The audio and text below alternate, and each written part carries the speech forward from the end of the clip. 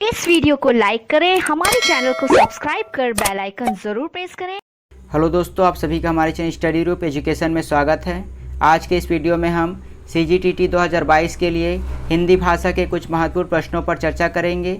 अगर आपको वीडियो अच्छी लगेगी तो हमारे इस वीडियो को लाइक अवश्य कर दीजिएगा और साथ ही CGTT आगामी शिक्षक भर्ती की तैयारी के लिए हमारे चैनल को सब्सक्राइब कर लीजिए।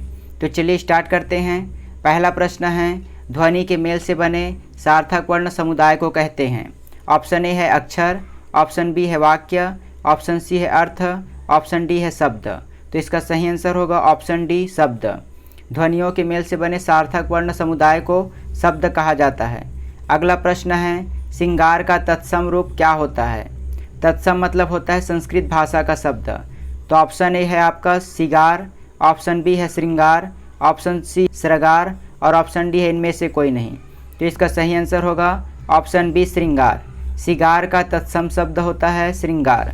अगला प्रश्न है, अ शब्द का अनिकार्थी शब्द नहीं है। ऑप्शन ए है ब्रह्मा, ऑप्शन बी है कामधेनु, ऑप्शन सी है बकरी, ऑप्शन डी है बकरा। तो इसका सही आंसर होगा ऑप्शन सी बकरी। अ शब्द का अनिकार्थी शब्द बकरी नहीं है, जबकि ये सब अ शब्द के अनिकार्थी शब्द हैं। अगला है, इनमें से कौन सा शब्द भानु का परिवाची नहीं है? ऑप्शन ए है अर्क, ऑप्शन बी है मार्तंड, ऑप्शन सी है दिनेश और ऑप्शन डी है उडपति। तो इसका सही आंसर होगा ऑप्शन डी उडपति।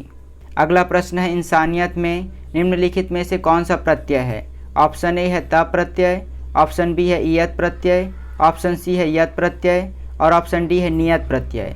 तो इसका सही आंसर होगा ऑप्शन बी इयत प्रत्यय। इंसानियत में इयत प्रत्यय है। प्रत्यय शब्द के अंत में लगता है जबकि उपसर्ग शब्द के आरंभ में लगता है। अगला प्रश्न है, कारक चिन्ह को कहते हैं वचन, विशेषण, सर्वनाम।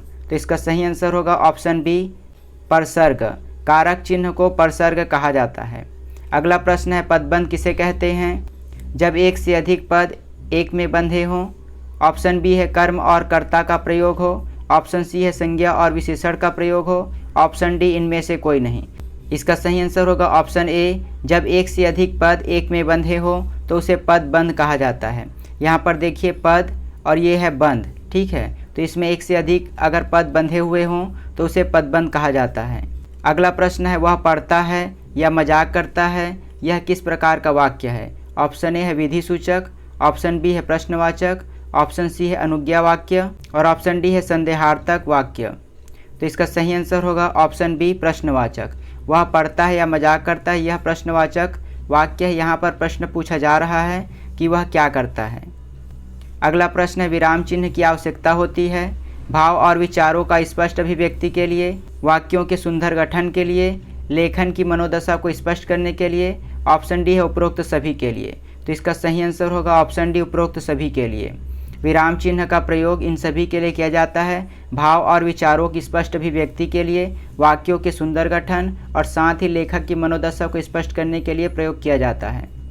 अगला प्रश्न है, योजक चिन्ह का प्रयोग होता है भावों की अभिव्यक्ति करने के लिए, दो या दो से अधिक को जोड़ने के लिए, संबोधन के लिए और वाक्य की समाप्ति के लिए। तो इसका सही आंसर होगा ऑप्शन बी, दो या दो से अधिक शब्दों को जोड़ने के लिए। जैसे आपने पढ़ा होगा माता पिता द्वंद्व समास में यहाँ पर योजक चिन्ह इस प्रकार प्रदर्शित होता है, तो माता पिता के बीच में योजक चिन्ह प्रयोग होता है। अगला प्रश्न है, बच्चों के श्रवण कौशल विकास कैसे कर सकते हैं? ऑप्शन ए है सुनने के आवश्यक तत्व का विकास करके, लिखने के माध्यम से, चित्र दिखाकर, इनमें से कोई नहीं। तो इसका सही आंसर होगा ऑप्शन ए, सुनने के आवश्यक तत्व का विकास करके बच्चों के श्रवण कौशल का विकास किया जा सकता है। अगला प्रश्न है, पठन कितने प्रकार से किया जाता है? ऑप्शन ए है 2, ऑप्शन बी है 3, ऑप्शन सी है 4, ऑप्शन डी है 5। तो इसका सही आंसर होगा ऑप्शन ए 2। पठन 2 प्रकार से किया जाता है। अगला प्रश्न है, बच्चों के लेखन कौशल के विकास का अर्थ है बच्चों को ध्यान से सुनने के लिए कहना, बच्चों को ध्यान से पढ़ने के लिए कहना, उसे भाव और विचारों को लिखित भाषा के माध्यम से अभिव्यक्त करने की क्रिया में निपुण करना और बच्चों का मनोरंजन करना। तो इसका सही आंसर होगा ऑप्शन सी, उसे भाव और विचारों को लिखित भाषा के माध्यम से अभिव्यक्त करने की क्रिया में निपुण करना। अगला प्रश्न, निम्नलिखित में से हिंदी में अल्पप्राण और महाप्राण का जोड़ा नहीं है। तो इसका सही आंसर होगा ऑप्शन बी, क और यह अल्पप्राण महाप्राण का जोड़ा नहीं है। अगला प्रश्न है, एक ध्वनि या एकाधिक ध्वनियों की इकाइयों को जिसका उच्चारण एक झटके में होता है क्या कहते हैं? ऑप्शन ए है मात्रा, ऑप्शन बी है शब्द, ऑप्शन सी है अक्षर, ऑप्शन डी है वाक्य। तो इसका सही आंसर होगा ऑप्शन सी, अक्षर। एक ध्वनि या एकाधिक ध्वनियों का इकाई जिसका उच्चारण एक झटके में होता है उसे अक्षर कहते हैं।